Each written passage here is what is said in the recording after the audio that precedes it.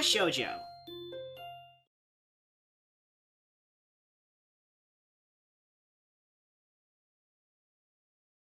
You haven't been forgetting to take your medicine, have you? I'm catching a little murmur. You should take it easy for a few days. The nurse's words hurt me far more than the exhaustion of the morning run ever could. Take it easy for a few days. I knew I should have kept quiet. I keep my eyes on the floor, feeling like a complete idiot. Of course I hadn't been remembering to take my medicine. What do you mean you haven't? Hold on, you had one job! You had one job! I've been rushing out of my room to get to the track before Emmy. After the track meet a few days ago, I felt inspired. So I've been running warm-up laps in the morning before Emmy shows up. But then today, while she and I were running, I felt a little pain in my chest. It was only slight, and it was only for a second, so I mentioned it to the nurse. Honestly, it wasn't that bad. I mean, I kept running and finished just fine, so it really couldn't have been that bad. Why do I feel like I'm making excuses to the nurse? Moreover, why do I feel a need to justify continuing to run despite the pain? Really, it comes down to my being unwilling to concern Emmy, who seemed concerned anyway. I'm not sure how she was able to tell there was anything wrong, but she claims I stumbled a little. She's the one who insisted that I tell the nurse, so now I feel bad for worrying her at all. The nurse is shaking his head ruefully while Emmy paces outside the room. Hisao, I know it's difficult for you to get into a new routine, but if you don't want to find yourself in a lot of trouble, you're going to have to try harder. You can't afford to forget your pills, and you can't push yourself too hard. But if I don't push myself, how will I improve? I don't know where that came from. The nurse seems to have an idea. Now, where have I heard that before? He laughs and pats me on the shoulder. She's rubbing off on you, I guess. Phrasing. His expression changes again, and he's back in serious mode. Look, I'm not saying you shouldn't push yourself. But that doesn't mean that you shouldn't be taking your medication, and it doesn't mean that you shouldn't stop if your chest starts to bother you. I prefer not to have any fatalities while I'm on staff here. A bit of a lofty goal to be sure, but I'm always up for a challenge. I hate to admit it, but I think he's right. I've got to remember to take my medication. You're right. Sorry to worry you. Who's worried? You're a smart kid, right? I know you can be responsible, Hisao. In a situation like yours, you've got to learn to be responsible fast. I know. His expression suddenly becomes devious. I suppose you've started to enjoy your runs with Emmy then, eh? Yeah, they've really been helping me. I mean, until today I was feeling a lot more healthy. Plus, it's really impressive to see Emmy run. Did you see her at the track meet? She was incredible. The nurse nods, grinning all the while. That she was, Hisao. I watched her first couple of races before I had some business to take care of, but she told me all about it. Kind of you to loan her your jacket, by the way. Huh? Oh, yeah, it wasn't that big of a deal. I had honestly forgotten all about that. I still haven't gotten it back. The nurse gets a smile that makes me feel like he's just made a joke. Not to you, but Emmy certainly appreciated it. And I know she appreciates you running with her in the mornings. This one catches me off guard a little. Sure, she mentioned that it's easier to keep to a schedule with an extra person, but I didn't think that I was doing her a favor at all. I thought she was doing me the favor of helping me follow the doctor's orders. She tries harder when you're around. If there's someone else running with her, she's going to push herself more. And she tries even harder when you're around because, well, it's you. What the heck does that mean? Oh, you'd love to know, wouldn't you? He laughs in the style of evil megalomaniacs. No, seriously, it's because you're her friend. If Rin ran with her, I'm sure she'd do the same. Well, probably. But that's not the point.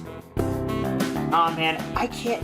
If Rin ran, I'd be so worried about her falling over because she isn't really able to balance the same way. The point is, you're helping her even if you don't know you are. And she's grateful for that, even if she never says it. What do you mean, even if she never says it? Emmy doesn't talk a lot, but she and I have known each other for long enough that I can read her most of the time. I'll admit it, I have no idea what he's talking about. Emmy always seems pretty talkative to me. I see. The nurse suddenly realizes that he's been rambling and stops talking, looking a little embarrassed. Anyway, you don't have to stop your morning exercise. Just walk the track instead of running for a few days. Let things calm down. And take your damn medicine. I laugh as I exit the office, bumping straight into Emmy. Whoops, sorry about that. Are you okay? What did the nurse say? Do you need to go to a hospital? Oh my gosh, it was my fault, wasn't it? I've been pushing you too hard, haven't I? I'm a horrible person. Words pour forth like a torrent. She's really agitated. I didn't expect her to be this concerned about me, to be honest. Gotta calm her down, but how the hell do I do that? I do the only thing I can think of. I give her a hug. Emmy tenses up slightly, so I pat her head in what I hope is a reassuring manner. Duh! Hey, settle down. I'm fine, okay? No worries. I can feel Emmy's body relax as I continue to assure her that I am fine. Her arms wrap around me as if she's trying to confirm that I am not about to fall over dead. I catch a whiff of her hair. It smells like sweat, or how adrenaline should smell. It's the sense of activity. Gross. And a hint of strawberries from her shampoo, I suspect. I just need to remember to take my medicine, that's all. Don't worry about it, it's not your fault. Yes, sir? Her voice is muffled, mostly because at the moment her face is pressed into my chest. Yeah, I'm sure. I just need to take it a little easy for the next few days. It suddenly occurs to me how close the two of us are. It also occurs to me how nice being this close feels. I can feel Emmy's heartbeat calming down, and I have to resist the urge to rest my chin on top of her head. Thank goodness. You really had me worried there, Hisao. Emmy, you gonna come in anytime soon? Oh, I'm sorry, was I interrupting? The two of us spring apart as if the other just caught on fire. Emmy brushes her hair back nervously and laughs. Of course not. I'll, see you later, okay? Oh, and Hisao? Take your damn medicine! The last phrase is punctuated by a punch to the shoulder. Yeah, I'll remember. See you later. The nurse smiles again like he's in on some joke I don't know about and waves to me as I head for my room, feeling a burning in my cheeks. I need a shower. A cold one, if the thoughts running through my head are now any indication. She was really soft. My pills are waiting for me when I make it to my room. I swallow them without a second thought. I don't know why I didn't think of waiting until after the runs to take them. For some reason, I figured it was when I woke up or not at all. But no, they only need to be taken every 24 hours. The exact time of day doesn't factor into it. My thoughts drift back to the hug in the hallway. It's weird. You'd expect someone to smell foul after a run, but for some reason, Emmy smelled right. That tinge of sweat just seemed to fit her. I really need that shower. Gross.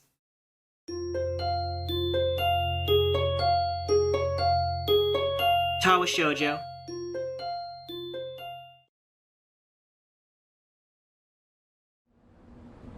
Strange that it feels so natural for me to go up to the roof these days. I never would have done such a thing at my old school. In those days, I liked to eat alone. No, that's not quite true. Though I liked to sit alone, I also liked to watch people. I always figured that was the sort of person I was, but it appears I was wrong. Then again, I also thought I was the sort of person who had a normal heart, so there you have it. I don't know myself that well. Now I'm on the roof so that I can have lunch with a couple of people. And they're both girls, which is even stranger. Oddly enough, I feel closer to Emmy and Rin than I felt to anyone at my old school. Somehow I get the feeling that they'd at least visit me if I wound up in the hospital. I focus on the view from the roof, banishing such thoughts from my head. There's a light breeze blowing, and the sun is shining high in the sky.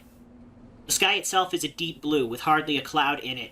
It's gotten pleasantly warm, and as I sit down to wait for my friends, I close my eyes and enjoy the feeling of the sun seeping into my skin.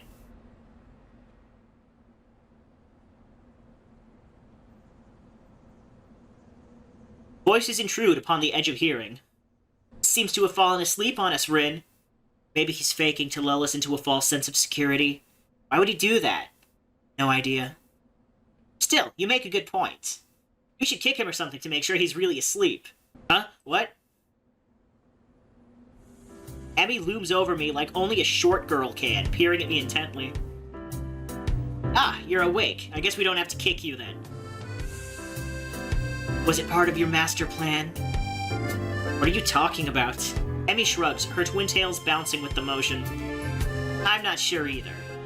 You must be pretty tired to fall asleep out here. Although it's pretty comfortable, I suppose. She plops down next to me and begins to eat. Rin sits opposite from the two of us, a move which only makes me more aware of the girl sitting next to me. If I didn't know any better, I'd swear Rin did it on purpose. I concentrate on my food, trying to tune out the majority of the conversation that Rin and Emmy are having. Despite my best efforts, however, I still find myself glancing over at Emmy whenever she speaks. I notice how she purses her lips when she's thinking about something, squinting slightly as if that would improve her thinking ability. Rin says something that makes Emmy laugh, and I notice, perhaps for the first time, how she laughs with her whole body rocking back and forth, head thrown back, almost like she's about to fall over. I probably look like a creep.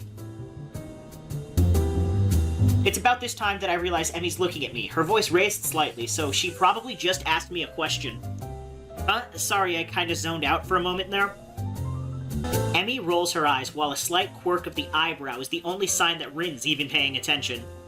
I said, did you get a career survey in your class too? You know, one of those, what do you want to do after high school things. I don't think so. Maybe we'll get one tomorrow. What are you gonna put down?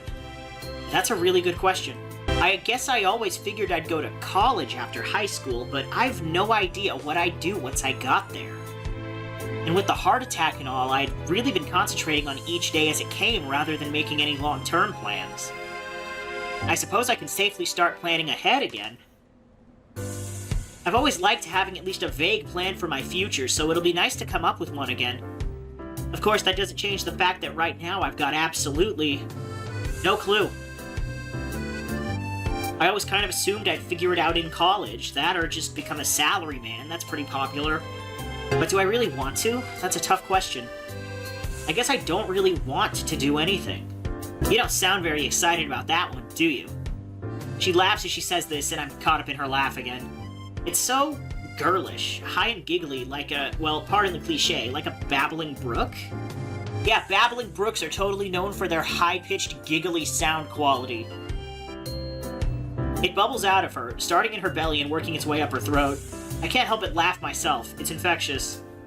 Yeah, I guess I'm pretty unhappy with the salaryman idea, but to be honest, I haven't given much thought to the future recently. I suppose that these days I've become more concerned with living a day at a time. Emmy considers this for a moment and grins. That's a pretty good idea, Hisao. I just wrote down, pirate. I'm momentarily stunned, and then I start laughing. I stop myself and manage to gasp out a question. You're not actually serious, are you? Emmy looks mock offended.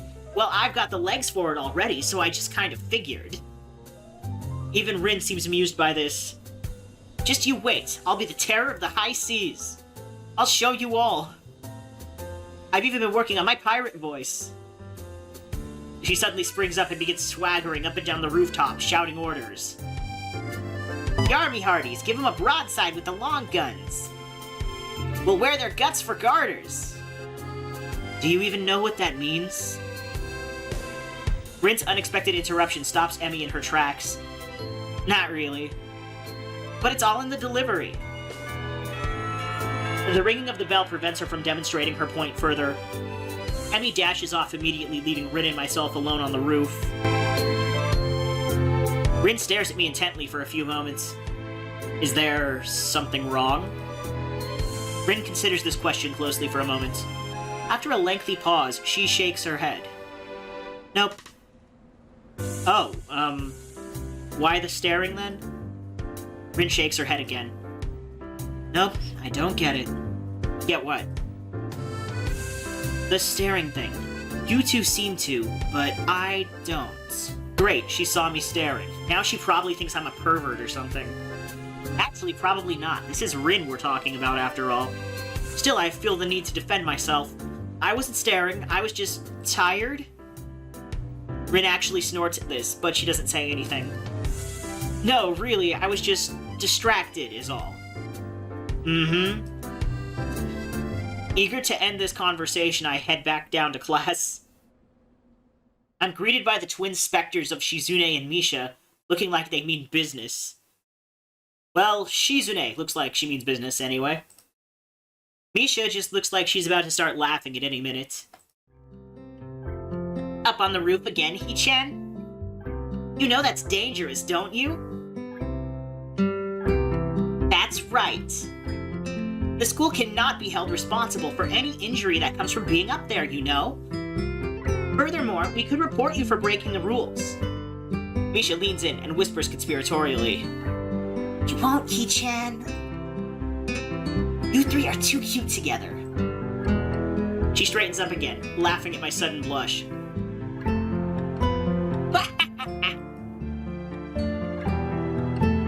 You're too easy to tease, He-chan. Hey, come on. I'm still new here, sort of. Isn't it mean to pick on the newcomer like this? No? It's to help you get acclimated to your surroundings. Ah, I see. Well, do you have to be so overzealous about it? Yep. That aside, He-chan, we were looking for you this morning, but you weren't in your room. Of course I wasn't. I was out for my morning exercise, or here in this class bright and early. Unlike you. Shizune looks peeved, and a beat later, so does Misha, or she tries to, at any rate. That was because of student council business. You should be grateful that we worked so hard for you. Oh, I am. So what did you need me for? Not another attempt to rope me in to do their dirty work, I hope. We had to give you something, but since you weren't around, we dropped it off in your room. Something? Like what? Oh, you'll find out when you get back, He-chan. Yuto entering the room ends our conversation, and we all head to our seats. It's only after I've settled down at my desk and the teacher started talking about something or other that something odd strikes me. What did Rin mean, you two seem to? Was Emmy staring at something too? For a brief moment, I considered the possibility that Emmy was staring at me the way I was staring at her. Of course, that's ridiculous. Still, I can't deny that I wouldn't mind if that were true. But it's best not to think of that. No need to get my hopes up. Come to think of it, when did I start having hopes like that anyway? I shake my head in an attempt to clear it and focus on the lesson.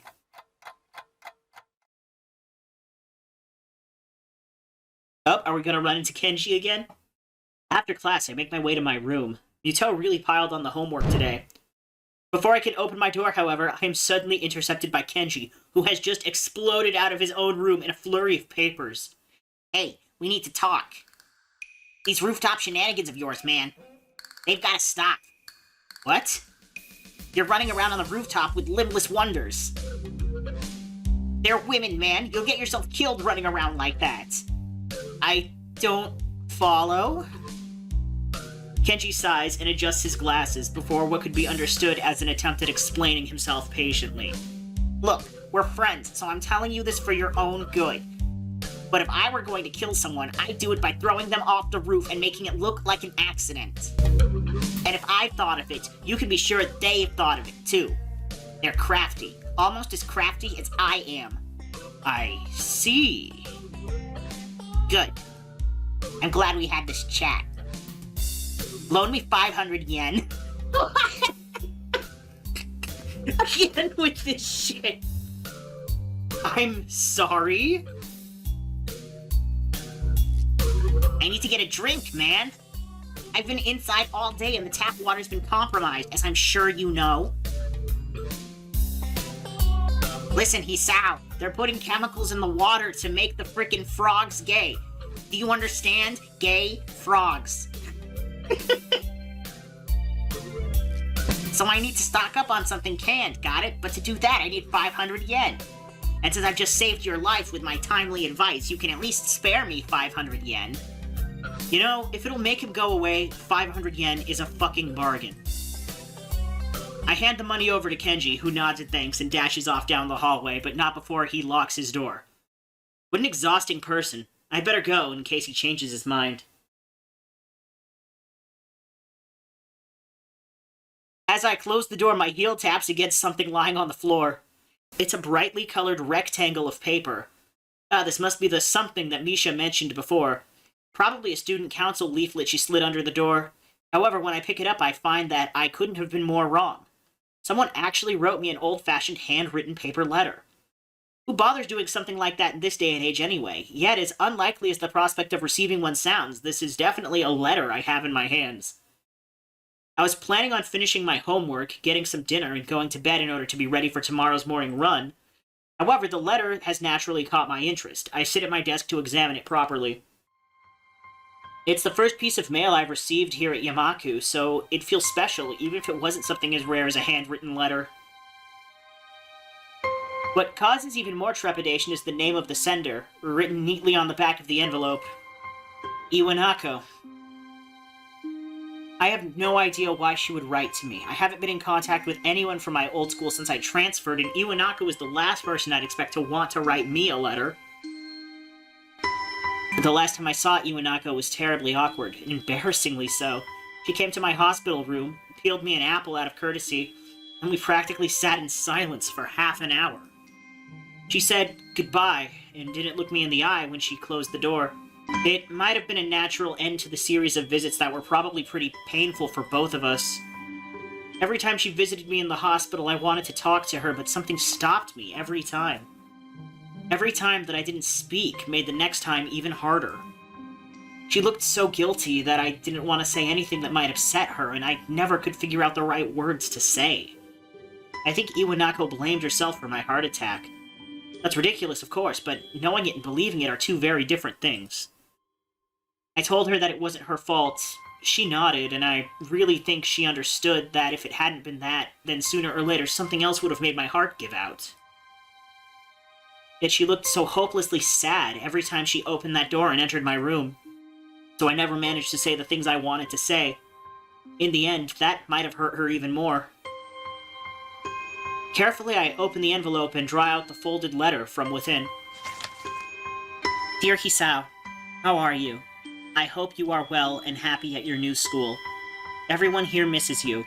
Almost all of our second-year class got put together in Class 3-1 for the final year, so we are pretty comfortable right from the beginning of the year.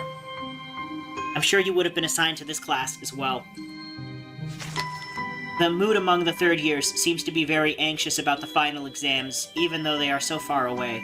The teachers are badgering us about it all the time, even old Mr. Tachibana, who is, by the way, our homeroom teacher this year. Would you believe it? I was sure that he'd retire after our second year, but here he is, nagging everyone about studying for exams. I think things like that are the main reason why the mood among the third years is so nervous. I must admit that I'm somehow losing confidence in myself as well, even though I've always fared reasonably well in exams. It's so weird to think that we're already seniors, isn't it? Time has really flown past. I wonder where it went. The new first year seems so young and somehow really innocent. I keep wondering if I was like them in my first year. I've been feeling nostalgic like this for the whole first trimester. There are other things I want to say. I'm writing to you because I felt that there are things I should have said after the incident back in winter. I really regret that I wasn't able to say them in person, and I have no excuse for it. Yeah, I think I've had quite enough of this. I crumple up the sheet of paper and toss it across the room. My aim is off, so the letter rolls under my nightstand instead of going into my wastebasket. That was an apology for abandoning me, except I don't know that I really need it anymore at this point. The hospital seems like a lifetime ago, and here now I've got other things on my mind. Emmy, for starters. It wasn't great to be abandoned during my stay, but it's not something that I'm worried about anymore. In fact, I hadn't even thought about that hospital in what feels like forever until this letter came in, and it's almost annoying to have received it. I've got exams to study for myself. I have no time for the past. Now about that homework.